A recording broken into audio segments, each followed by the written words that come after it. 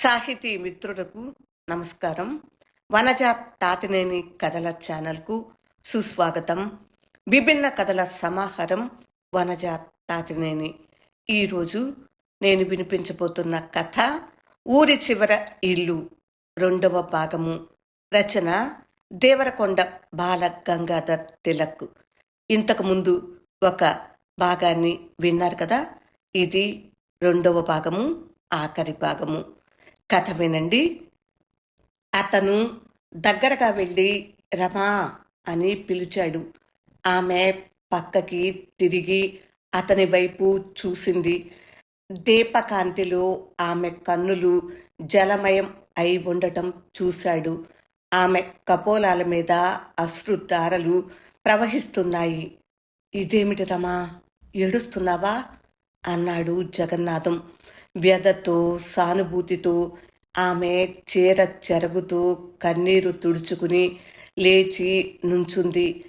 అతి ప్రయత్నం మీద ఆమె ఏడుపు నాపుకుంటున్నట్టు అతను గ్రహించాడు.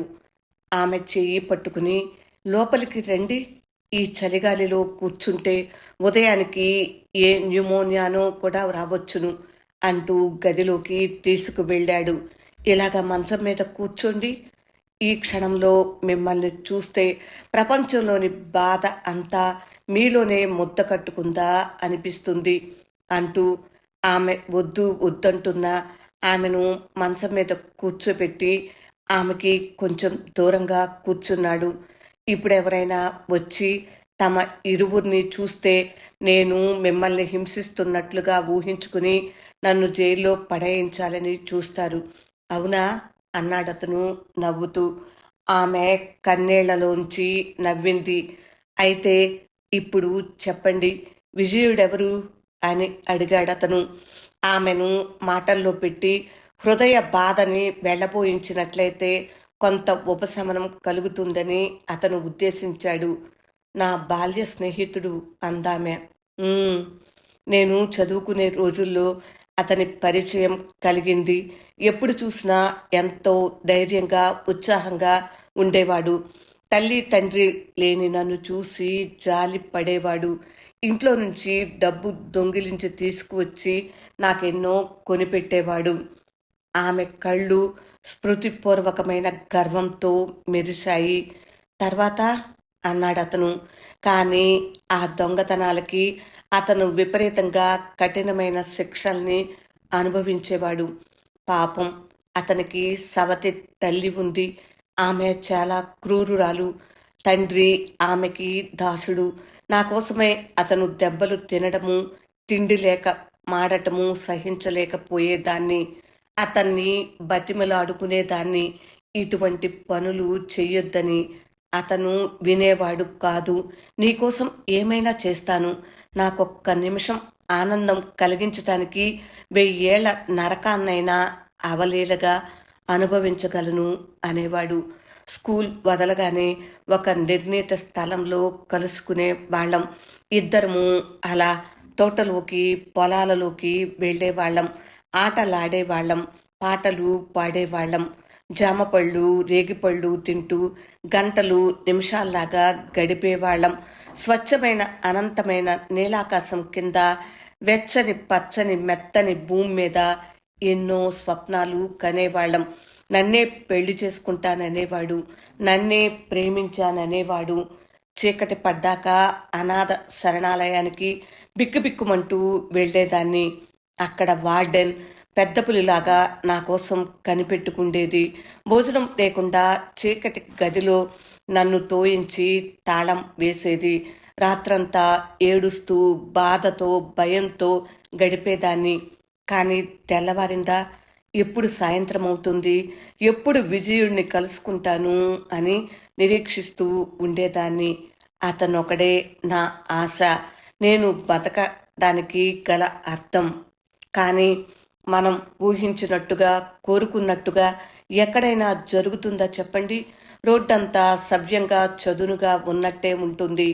కానీ మలుపు తిరిగేటప్పటికీ బ్రహ్మాండమైన అగాధం నోరు తెరుచుకుని అప్రమత్తుడైన పాండుణ్ణి కూడా అమాంతం మింగివేస్తుంది. అక్కడ ఎర్రని అక్షరాలతో అపాయం అని బోర్డు కూడా ఉండదు. ఇంట బయట కూడా విజయుడికి పరిస్థితులు దుస్సహమయ్యాయి.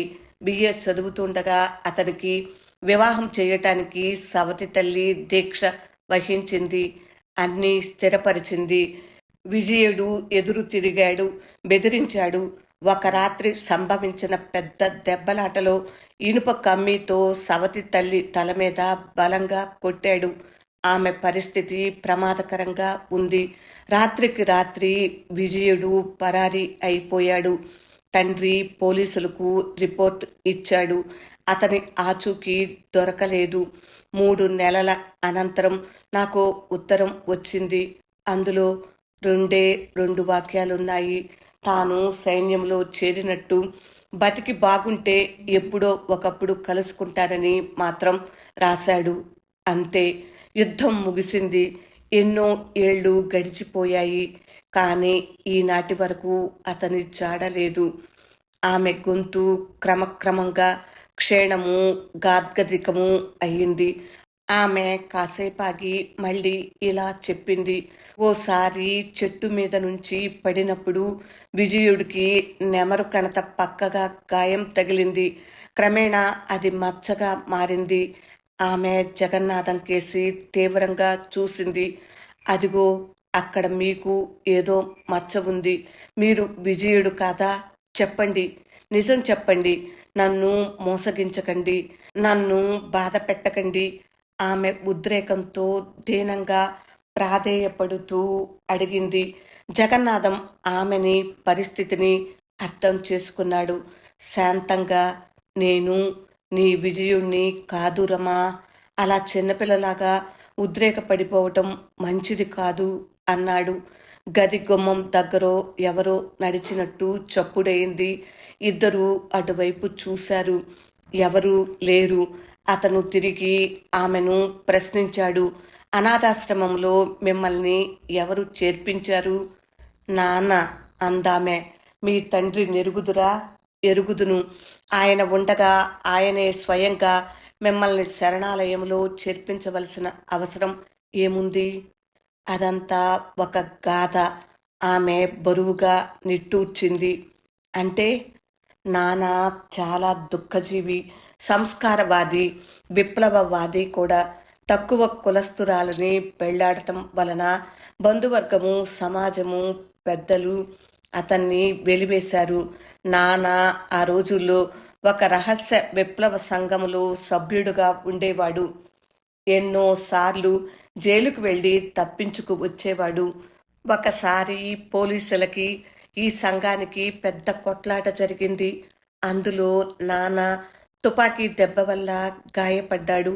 దాని ఫలితంగా ఒక కాలు శస్త్ర చికిత్స చేసి తీసివేశారు. కుంటివాడు, అనారోగ్యవంతుడు అయిన తండ్రి అమ్మను నన్ను పోషించలేకపోయేవాడు. అమ్మ బెంగతో, వ్యాధితో మరణించింది. నాన్న చేసిన త్యాగాన్ని, దేశ సేవని ఎవరూ గుర్తుంచుకొని కాస్త సహాయమైనా చెయ్యలేదు. కర్రనాధారంగా చేసుకుని పొరుగుళ్ళు వెళ్ళి యాచన చేసి నన్ను పోషించేవాడు. క్రమేణా నాన్నకి జీవితం మీద విరక్తి కలిగింది. బతకడమే పెద్ద బరువైపోయింది. ఒక రోజున అర్ధరాత్రి నిద్రపోతున్న నన్ను లేపి తనతో రమ్మన్నాడు. నాకు అప్పుడు 7-8 ఏళ్ల వయసు. తనతో కూడా చీకట్లో నడిపించుకు వెళ్ళాడు. ఎత్తైన ప్రహరీ గోడలు చుట్టూ ఉన్న ఒక పెద్ద ఇంటికి తీసుకువెళ్ళాడు. అదే అనాథ శరణాలయం. శరణాలయ నిర్వాహకురాల్ని మా నాన్న బాగా ఎరుగునట. ఆవిడకి నన్ను అప్పగించాడు. ఆమె చేతికొక ఉత్తరం ఇచ్చి పెద్దదాన్నయ్యాక నాకిమ్మన్నాడు. ఒక చేత్తో కర్రను ఆనుకుని, ఒక చేత్తో నా చుబుకం పట్టుకుని కన్నీళ్లతో, అమ్మడు, ఇక నుంచి ఈవిడే నీకు అమ్మ, జాగ్రత్తగా ఉండమ్మా అని శిరస్సు మీద ముద్దు పెట్టుకుని కర్రని టకటకమని చప్పుడు చేస్తూ వెనక్కి తిరిగి చూడకుండా వెళ్ళిపోయాడు. నేను భయంతో నానా నానా అని గట్టిగా అరిచాను. ఆ ఆక్రోశం చీకట్లో మార్మోగింది. ఉదయానికి నాన్న ఆత్మహత్య చేసుకున్నట్టు ఊరంతా చెప్పుకున్నారు. ఆమె బాధతో కంపించిపోతుంది. మంచం పట్టెని గట్టిగా నొక్కి పట్టుకుంది. ఇంకా ఇలా చెప్పుకుపోయింది. ఇప్పటికీ ఆ పిలుపు చీకటి వేళలా హృదయ విదారకంగా ప్రతిధ్వనిస్తున్నట్టే ఉంటుంది నాకు. ఆశ్రమ నిర్వాహకురాలు చాలా దయా హృదయం కల మహిళ. ఆవిడే ఉంటే నా బ్రతుకిలాగా అయిపోయి ఉండేది కాదు. కానీ 2 సంవత్సరాల అనంతరం ఆమె కూడా చనిపోయింది. ఆ ఉత్తరములో ఏమని రాశాడు మీ నాన్న అని అడిగాడు జగన్నాథం. నేను జీవిత సమరంలో చిత్తుగా ఓడిపోయినానమ్మా. అందుకే నిన్ను దిక్కులేని దానిగా, ఒంటరి దానిగా చేసిపోతున్నాను. కానీ ఒక్కటి మాత్రం మరిచిపోకు. నీ తండ్రి ఏం చేసినా ఒక ఆదర్శం కోసము, ఒక విశ్వాసం కోసము చేశాడు. అంతేకాని నీచమైన, మోసమైన ఏ పని చెయ్యలేదు. ఏ లోకంలో ఉన్నా నీ సుఖాన్ని, అభివృద్ధిని కాంక్షిస్తుంటాను అని రాసి ఉంది అందామె. దుఃఖపూరితమైన ఈ గాథలో గాలి అంతా బొరువెక్కినట్లనిపించింది అతనికి. ఇద్దరు కొన్ని నిమిషాలు మౌనంగా ఉన్నారు. అతనే మళ్ళీ ప్రశ్నించాడు. మరి ఈ ఊరు ఎలా వచ్చావు రమా? ఈ అవ్వ ఎవరు? ఆమె సంకోచంతో అశ్రు నయనాలనెత్తి చూసింది. చెప్పురమా, నా దగ్గర ఏం చెప్పటానికి నీకు సంకోచం అనవసరం. ఈ విషాద యాత్రలో నేను ఒక సహచరుడినే అన్నాడు జగన్నాథం. విజయరాముడు, అది విజయుడి అసలు పేరు. వెళ్ళిపోయాక నాకు బతుకంతా శూన్యమైపోయింది. చాలా కాలం అతని కోసం వేచి ఉన్నాను. కొందరు అతను యుద్ధంలో చనిపోయాడన్నారు. అతన్ని తలుచుకుని రోజు ఏడుస్తూ బెంగగా ఉండేదాన్ని. ఆశ్రమం అప్పుడు స్వార్థపరుల చేతుల్లో ఉండేది. నానా కష్టాలు పడేవాళ్ళం. బ్రతుకు దుర్భరమైపోయింది. అప్పుడు ఆగిందామె. అప్పుడు ఒక పెద్ద మనిషి తీయని మాటలు చెప్పి నమ్మించి నన్ను ఊరుకు తీసుకు వచ్చేశాడు. ఇక్కడ హోటల్లో మకాం పెట్టారు. ఒక రోజున ఉదయం లేచి చూచేటప్పటికి అతగాడు పెట్టెతో బెడ్డింగ్తో మాయమయ్యాడు. కట్టుబట్టలతో ఉన్న నన్ను వీధిలోకి గెంటేశారు. అవమానంతో, ఆకలితో చచ్చిపోదామనుకుంటున్న నన్ను అవ్వ చూసింది. అప్పటినుంచి ఇక్కడ అవ్వతో ఉంటున్నాను. అవ్వ నీకేమీ కాదన్నమాట. కాదు. అయితే నువ్విక్కడ అని అతను ఏదో అనబోతుంటే ఆమె చేతులతో తన ముఖాన్ని కప్పుకుని, ఇంక నన్నేమీ అడగకండి, నన్ను చంపకండి అని వెర్రిగా కేకలు వేసింది. జగన్నాథం తెల్లబోయాడు. ఆమె మంచం మీద బోర్లా పడి వెక్కి వెక్కి ఏడుస్తుంది. ఆమెకి ఉపశమనం బదులు తీవ్రమైన దుఃఖాన్ని కలిగించానే అని బాధపడ్డాడు జగన్నాథం. తెల్లని పక్క మీద ఆమె జుట్టు విప్పిన నెమలి పురిలా ఉంది. వేటగాడి బాణం చేత దెబ్బతిన్న కపోతంలాగా విలవిలలాడుతుంది ఆమె. అతనికేం చెయ్యాలో తోచలేదు. ఇబ్బందిగా దిక్కులు చూశాడు. అతని మనసు సానుభూతితో, జాలితో నిండిపోయింది. అనుకోకుండా అతని కళ్ళు 2 తడి అయినాయి. ఎన్నాళ్ల నుంచి దాచుకున్న ఈ అపరిమిత దుఃఖాన్ని విజయుడులాగా కనపడే తన ముందు ఒక ఆత్మీయతను అనుభవించి బహిర్గతం చేసిందనుకున్నాడు. సుకుమారంగా పువ్వులాగా ఉన్న ఈమెకి ఇంత బరువుని ఇన్నాళ్లు మోయగల శక్తి ఎక్కడి నుంచి వచ్చిందా అని ఆశ్చర్యపడ్డాడు. ఎన్ని సుఖాలు, సదుపాయాలు ఉన్నప్పటికీ మనసులోని ఒంటరితనం ఎంత భయంకరంగా ఉంటుందో అతనికి తెలియవచ్చింది. అది పెద్ద సహారా ఎడారిలా వ్యాపించి ఉంటుంది. అక్కడ నీళ్లు దొరకవు, అడుగుజాడలు కనపడవు. బ్రతుకు వాసన ఉండదు. అక్కడ మండే, కాలే ఇసుక మాత్రం అనంతంగా పరుచుకుని ఉంటుంది. ఎవరు ఆ ఎడారిలో ఉండలేరు, బ్రతుకలేరు. తనలో, రమలో, ఆఖరికి అవ్వలో కూడా ఎడారి. ఆ ఇసుకలో కాళ్ళు మాడుతూ, బ్రతుకు నీడ్చుకుంటూ, నాలిక పిడచకట్టుకుపోతుంటే, వయాసిసుల కోసం కొన ఊపిరితో కూడా వెతుక్కుంటూ ఉంటారు. ఈ ఆలోచనతో క్షణమాత్రం అతని సర్వాంగాలు కంపించాయి. అతను నిలదొక్కుని ఏడుస్తున్న రమకేసి చూశాడు. ఆమె వీపు మీద చెయ్యి వేసి రమా అని మృదువుగా పిలిచాడు. ఆమె మాట్లాడలేదు. రమా, ఒక్క మాట చెప్పనా అన్నాడు మళ్ళీ. ఏమిటో చెప్పండి అంది అలాగే బోర్లా పడుకుని. ఇక్కడకు వచ్చి నిన్ను చూచినప్పటి నుండి నాలో ఒక అశాంతి రేగింది. ఇంతవరకు ఏ సందేహాలు లేకుండా కులాసాగా మొండిగా జీవితాన్ని గడిపేస్తున్నాను. బుద్ధిపూర్వకంగా మనసుని, చర్మాన్ని మొద్దుబారిపోయేటట్టు చేసుకుంటున్నాను. నిన్ను చూశాక ఎన్నాళ్ల నుంచో నీకోసమే వెతుకుతున్నట్టు అనిపించింది. ఇప్పుడు నేను తెలుసుకున్నాను రమా, నాకు నువ్వు కావాలి అన్నాడు జగన్నాథం. రమ ఏడుపు నాపింది. లేచి కళ్ళు తుడుచుకుంటూ ఆశ్చర్యంగా అతని కేసి చూసింది. చీకట్లో వెళ్లే పాందుడికి దీపం కన్నా మరో పాందుడు ఎక్కువ ధైర్యాన్ని, విశ్వాసాన్ని ఇవ్వగలడు రమా. మన ఇరువురి జీవితాల్ని ఏకం చేసుకుంటున్నాను. నిన్ను చూశాక ఎన్నాళ్ల నుంచో నీకోసమే వెతుకుతున్నట్టు అనిపించింది. ఇప్పుడు నేను తెలుసుకున్నాను రమా, నాకు నువ్వు కావాలి అన్నాడు జగన్నాథం.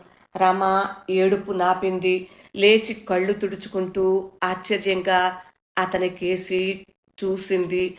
చీకట్లో వెళ్లే పాందుడికి దీపం కన్నా మరో పాందుడు ఎక్కువ ధైర్యాన్ని, విశ్వాసాన్ని ఇవ్వగలడు రమా. మన ఇరువురి జీవితాల్ని ఏకం చేసుకున్నట్లయితే మనకొక ప్రశాంతి, ధ్యేయము కలుగుతాయని ఆశగా ఉంది. నేను నిన్ను ప్రేమిస్తున్నాను రమా. నిజంగానా? నమ్మలేని కళ్ళతో అడిగింది రమ. నిజం. తెగిపోయిన దారాల్ని, తంత్రుల్ని చేర్చి ముడెట్టుకుంటే గాని జీవితాలు శృతి తప్పి ఇలాగే శిథిలమై నామ మాత్రం లేకుండా నశించిపోతాయి. నన్ను నమ్ము రమ, నిన్ను పెళ్లి చేసుకుంటాను. నీకిష్టమేనా? మరి బర్మా, సింగపూరు ఎక్కడికి వెళ్ళరా? వెళ్ళను, నువ్వు నా భార్యవైతే. ఆమె అతని కళ్ళలోని నిజాయితీని, నిశ్చయాన్ని చూసింది. ఆనందం ఎక్కడి నుంచో సందు చేసుకుని వచ్చి ఆమె ముఖాన్ని, దేహాన్ని మెత్తని వెలుతురుతో నింపింది. ఆమె కళ్ళు పెద్దవై ప్రకాశించాయి. ఒక్కసారి పెదవి వారక నవ్వింది. వెర్రి ఆవేశం ఆమెని ఆవరించింది. మైకం కమ్మినట్టయింది. అతన్ని తన ఒడిలోనికి లాక్కుని అతని శిరస్సు మీద, బుగ్గల మీద, రొమ్ము మీద గబగబా ముద్దు పెట్టుకుంది. అతనుకు ఊపిరాడక, అబ్బా, వదులు వదులు రమా అన్నాడు. ఆమె కిలకిల నవ్వి మంచం మీద నుంచి దిగి ఇప్పుడే వస్తానంటూ గది నుండి రివ్వున వెళ్ళిపోయింది. గది దాటగానే ముసలిది కంగారుగా అక్కడి నుంచి వెళ్ళిపోవటం చూసింది. దగ్గరగా వెళ్ళి కోపంతో, అవ్వా, నువ్వు చాటుగా నిల్చుని మా మాటలు వింటున్నావా అని అడిగింది. లేదు పిల్ల, లేదు లేదు తడబడుతూ అంది ముసలిది. గుమ్మం దగ్గర ఏం చేస్తున్నావు ఇంత రాత్రి వేళ? నీ తోడు పిల్ల, నేనొక్క మాట వినలేదు. తాళం చెవుల కోసం వెతుక్కుంటూ వచ్చానిలాగా అంది ముసలిది. నీ బుద్ధి మారదు ముసలి పీనుగా అంటూ విసురుగా ఇంకో గదిలోకి వెళ్ళిపోయింది రమ. జగన్నాథం ఒక్కడు గదిలో మంచం మీద దిండ్లు నానుకుని కూర్చుని ఆమె కోసం నిరీక్షిస్తున్నాడు. అతని మనసెంతో తేలికైంది. వర్షం ఎక్కువైంది. రేకు మీద చినుకులు పడిన శబ్దం కూడా ఎక్కువైంది. కొంతసేపటికి రమ గదిలోకి వచ్చింది. రమ కన్నా ముందుగా సుతారపు అత్తరు వాసన గదిలోకి వ్యాపించింది. ఆమె ముఖానికి స్నో పౌడర్ ఉపయోగించింది. ఇందాకటి కన్నీటి చారలు, బాధ యొక్క నీడలు లేవు. తెల్లని పల్చని చీర కట్టుకుంది. జుట్టు దువ్వుకుని సిగగా చుట్టుకుంది. నవ్వుతూ సిగ్గుతో హాయిగా రాజహంసలా వచ్చే ఆమెను చూడగానే అతని హృదయం ఆనందంతో నిండింది. అతను లేచి ఆమెను మంచం మీద పరుండబెట్టి పక్కనే కూర్చున్నాడు.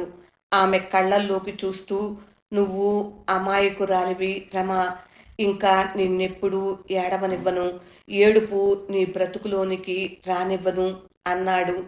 ఆమె తన చేతి వేళ్లను అతని చేతి వేళ్లలోంచి పోనిచ్చి, మీరు నన్ను తప్పక పెళ్లి చేసుకుంటారు కదూ, ఇక్కడ నుంచి వెళ్ళిపోతాం కదూ అంది.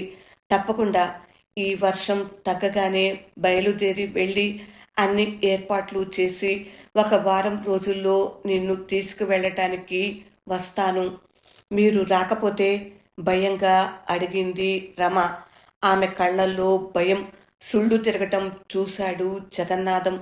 ఎందుకు రాను రమా, నీకు ఇటువంటి అనుమానం ఎందుకు కలగాలి అన్నాడు. అయితే ఒట్టేయండి అంది రమ. అతను నవ్వుతూ ఒట్టు వేశాడు. ఆమె నిట్టూర్చి కన్నులు మూసుకుంది.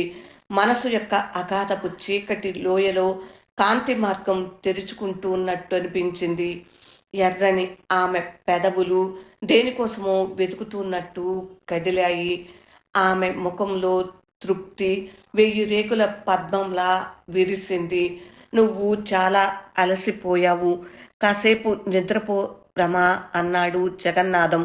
మీరు అడిగింది రమ. నేనిలాగే కూర్చుని ఆలోచిస్తుంటాను, నాకు కాపలా కాస్తుంటారా అని నవ్వింది రమ కన్నులు మూసుకునే. అవును, ఎవరి సొమ్ముని వాళ్ళు భద్రంగా చూసుకోవాలి కదా అన్నాడు జగన్నాథం. పెంకితనంలో వికసించటానికి ఒప్పుకొని ఎర్రని మొగ్గలాగా ఉన్నాయి ఆమె పెదవులు. జగన్నాథం వంగి ఆమె పెదవుల్ని మెల్లగా మృదువుగా ముద్దు పెట్టుకున్నాడు. రమ అతని చేతిని తీసుకుని తన గుండెల మీద పెట్టుకుంది. అతని చేతి మీద తన చేయి వేసింది. ఈ చేయి ఇలాగే ఉంచండి, ఇంకా నాకు భయం లేదు, హాయిగా నిద్రపోతాను అంది రమ. అతనేవో కబుర్లు చెబుతూ ఉంటే వింటూ నిద్రలో లీనమైపోయింది. ఈ విచిత్ర సంఘటన గూర్చి, తన హఠాత్ నిర్ణయాన్ని గూర్చి ఇంకా విస్మయంగా ఆలోచిస్తున్నాడు జగన్నాథం. అతని చెయ్యి ఆమె గుండెల మీదనే ఉంది. ఆ చేతి మీద ఆమె చెయ్యి ఉంది. అలాగా ఎంతసేపు కూర్చుని ఆలోచించాడో అతనికే తెలియదు. గది గుమ్మం దగ్గర ఎవరో తచ్చాడుతున్నట్టుగా అనిపించి నిదానించి చూశాడు. ముసలిది సైగ చేస్తుంది, రమ్మని చేయి ఊపుతుంది. రమ్మకి నిద్రాభంగం కాకుండా మెల్లగా తన చేయి విడిపించుకుని చప్పుడు కాకుండా గది దాటి వెళ్ళాడు. ఎందుకవ్వా పిలిచావు అన్నాడు. ముసలిది అతన్ని మండువాలో మూలకి తీసుకువెళ్ళింది. అమ్మాయి బాగా నచ్చిందా బాబూ అంది. నచ్చింది అన్నాడు జగన్నాథం నవ్వుతూ. ముసలిదాని కళ్ళు కుచ్చితపు ఊహతో సన్నగా ముడుచుకున్నాయి.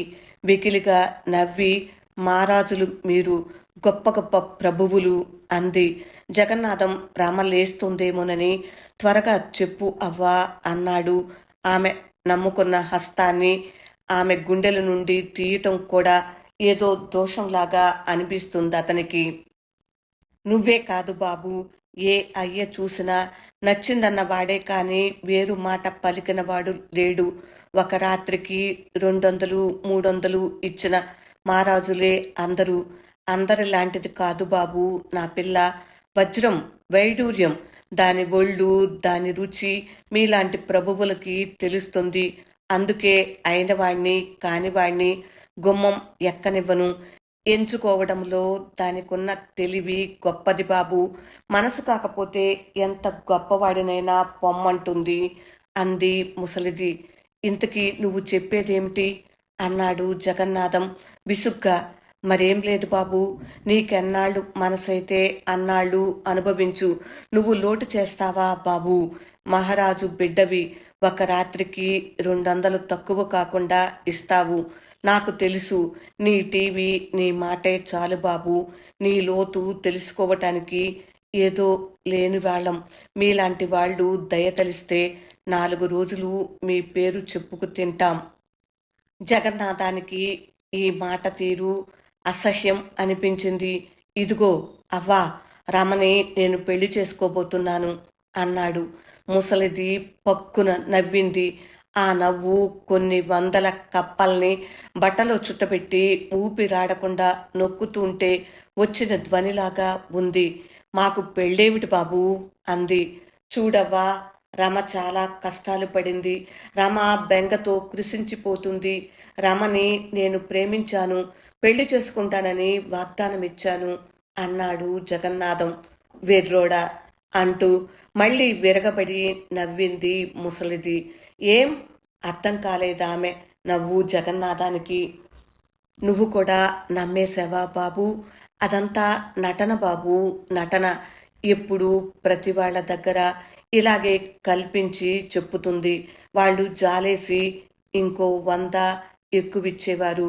నీకు అనుభవం తక్కువ, లేత మనిషిని ఇట్టే నమ్మేశావు అంది ముసలిది అతన్ని కనిపెడుతూ. జగన్నాథానికి కోపం వచ్చింది, సంశయము కలిగింది. రమ మోసం చేయదు అన్నాడు సందేహంగా. తాను దిక్కులేని దానిని చెప్పింది కదూ. నువ్వు తను చిన్నప్పుడు ప్రేమించిన బుల్లోడివిలా ఉన్నావంది కదూ. తండ్రి ఉరిపోసుకు చచ్చిపోయాడంది కదూ. వెక్కి వెక్కి ఏడ్చింది కదూ. గబగబా అడిగింది ముసలిది. జగన్నాథం స్తంభించిపోయాడు. అంతా నటన బాబూ, నటన. ఇలాంటి తప్పుడు వేషాలెయ్యొద్దని ఎన్నోసార్లు చెప్పాను, వినదు కదా బాబూ. నాకిలాంటి అబద్ధాలు వేషాలు నచ్చవు బాబూ. మన మామూలు మనకి చాలు. ఇటువంటి మోసాలు చెయ్యకు, ఎప్పటికైనా ప్రమాదం అని చెప్పాను. ఇదిగో ధర్మప్రభువు కాబట్టి నీతో చెప్పాను. ఎక్కడా అనకు బాబూ, మా కూడు పడిపోతుంది అంది ముసలిది ఉత్సాహంగా. జగన్నాథానికి నోట్లో ఏదో అరుచి పుట్టినట్లయింది. వెగటుగా అసహ్యంగా అనిపించింది. కోపంతో అతని కళ్ళు జ్వలించాయి. అయితే ఈరోజు రాత్రి మీరు పిలిచి ఉండమన్నందుకు డబ్బివ్వాలి, అంతేనా అన్నాడు. అంతే బాబూ, ఒళ్ళమ్ముకుని బతికేవాళ్ళం. మాకింకేం కావాలి బాబూ? ఇందాక నా దగ్గరకొచ్చి డబ్బు మాట నువ్వు అడుగు, నాకు సిగ్గేస్తుంది అని మరీ మరీ చెప్పింది. ఆఖరికి బజానా అయినా కొంత తీసుకో అవ్వా అని పీకు తింది. మహారాజు అన్యాయం చెయ్యడు పిల్ల, ఉత్త కంగారు నువ్వు అని కేకలేశాను బాబు అంది ముసలిది వినయంగా. సరే అయితే అన్నాడు జగన్నాథం. గబగబా గదిలోకి వెళ్ళాడు. బద్దలవ్వబోతున్న అగ్ని పర్వతంలాగా ఉంది అతని మనసు. మంచం మీద నిశ్చింతంగా పడుకున్న రమ విషపూరితమైన సర్పంలాగా కనపడింది. ఆమె పేక పిసికి చంపేయాలనంత కోపంతో మంచం దగ్గరకు వెళ్ళాడు. అప్రయత్నంగా అతని చేతుల్లోని కండరాలు ఉరిపెట్టిన తాడులాగా బిగుసుకుపోయాయి. పళ్ళు బిగించాడు. అంతలో మళ్ళీ ఏమనుకున్నాడో తన పెట్టె నుండి పర్సు తీసి మంచం మీదకు విసిరాడు. సూట్ కేసు చేత్తో పట్టుకుని పెద్ద పెద్ద అంగలు వేసుకుంటూ మండువాలోకి వచ్చాడు.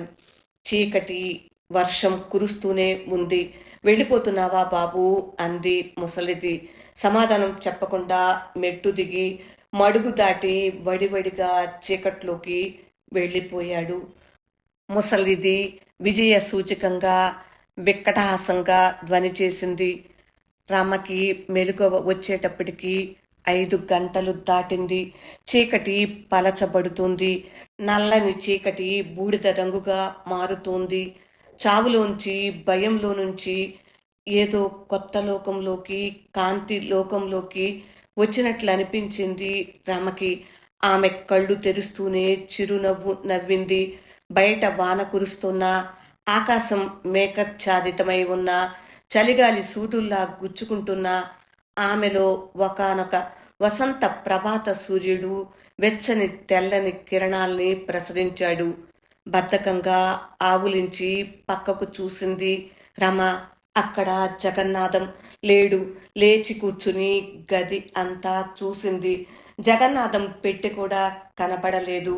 కంగారుగా మంచం దిగి మండువాలోకి వచ్చింది. అవ్వ చీపురుతో తుడుస్తుంది. ఆతృతతో ఆయనేరి అవ్వా అని అడిగింది. వెళ్ళిపోయాడు. రమకి గుండె ఆగినంత పని అయ్యింది. ఊహు, వెళ్ళడు, నాతో చెప్పకుండా వెళ్ళడు అని ఉద్రేకంతో అంది. ముసలిది మాట్లాడలేదు. ఎక్కడికి వెళ్ళాడు అంది రమ. ఏమో, నాకేం తెలుసు, పెట్టి పట్టుకుపోయాడు అంది ముసలిది. ఎందుకు వెళ్ళనిచ్చావు అవ్వా? నేను లేచే వరకైనా ఉంచలేకపోయావా అంది ఏడుపు నాపుకుంటూ రమ. ఏమిటే ఆ కంగారు పిల్ల? నేనంత తెలివి తక్కువ దాన్ననుకున్నావా? అదిగో చూసుకో, నీ మంచం మీద పర్సు వదిలేసి మరీ వెళ్ళాడు. డబ్బా? అవును. రమకి అనుమానం కలిగింది. తీవ్రంగా నువ్విమ్మని చెప్పావా అంది. డంకా బజాయించి చెప్పాను. నాకేం భయమా సిగ్గా? 4 రాళ్ళు రాలే చోట నోరు మూసుకుండటం నా చేత కాదు పిల్ల అంది గర్వంగా ముసలిది. పెదవులు నొక్కిపెట్టి ఏం చెప్పావు ఆయనతో అంది రమ. వెర్రిబాగులవాడు, నువ్వు ప్రేమించావని నిన్ను పెళ్లి చేసుకుంటానని అన్నాడు. మరి నాగతేం కాను పిల్ల? నాకు మాత్రం ఎవరున్నారు పిల్ల, నువ్వు తప్ప? వాణ్ణి తగులుకుని చల్లగా పోదామని చూస్తున్నావా? నీ ఆటలు నేను సాగనిస్తానటే పిల్ల. ముసలిదాన్ని దిక్కులేక చస్తే నీకేం? ఇన్నాళ్ళు చేసింది మరిచిపోయి మాయ చేస్తావా అంది ముసల్ది చేతులు ఊపుకుంటూ. ఏం చెప్పావు అంది రమ. నీదంతా నటన అని చెప్పాను. వచ్చిన ప్రతివాడి దగ్గర ఇలాగే వేషం వేస్తుందన్నాను. ఆవదం తాగినట్టయింది అబ్బాయి మొహం అంది ముసల్ది కళ్ళు చిక్కిలిస్తూ నవ్వుతూ. రమకి కాళ్ళ కింద భూమి బద్దలైపోతున్నట్టు అనిపించింది. ఆమెకి దేవుడి మీద మనిషి మీద విశ్వాసం ఒక్క పెట్టున తుడిచిపెట్టుకుపోయినట్లయింది. కళ్ళు తిరిగి పడిపోతున్నట్టు ఆమె గోడ నానుకుని నిలబడింది. ముసలిది అనునయంగా, మగవాళ్ళ మాటలు నమ్మి చెడిపోకు పిల్ల. అప్పుడు నేను నిన్ను ఆదుకోకపోతే నీ గతి కుక్కలకి నక్కలకి కూడా పట్టేది కాదు. ఈ వయసులో 4 రాళ్ళు కూడబెట్టకపోతే ఇంకెప్పుడే పిల్ల? పోయి చూసుకో. నీ మంచం మీదకి పర్సు గిరవాటేసి పోయాడు. ఎంత సొమ్ముందో చూడు అంది ముసలి పీనుగా. దొంగముండ, పిశాచముండ అంటూ రమ వెర్రి కోపంతో ముసలి దాని మీద పడి దబదబ తల మీద ఒంటి మీద మొత్తేసింది. ముసలిది తప్పించుకుని పారిపోయింది. నా కొడుకుని నువ్వే చంపేశావు, నా బతుకుని నాశనం చేశావు అని వెర్రిగా అరుస్తూ అక్కడున్న ముక్కాలి పీటని ముసలి దాని మీదకి విసిరింది. అబ్బా అని ముసల్ది నిలువున కిందికి కూలబడిపోయింది. ఆమె తల మీద నుండి నెత్తురు ప్రవాహంలా కారుతుంది. బలమైన దెబ్బతో ముసలిది స్పృహ తప్పి పడిపోయింది. రమ తిన్నగా గదిలోకి వెళ్ళింది. మంచం మీద పర్సుని తీసి చూసింది.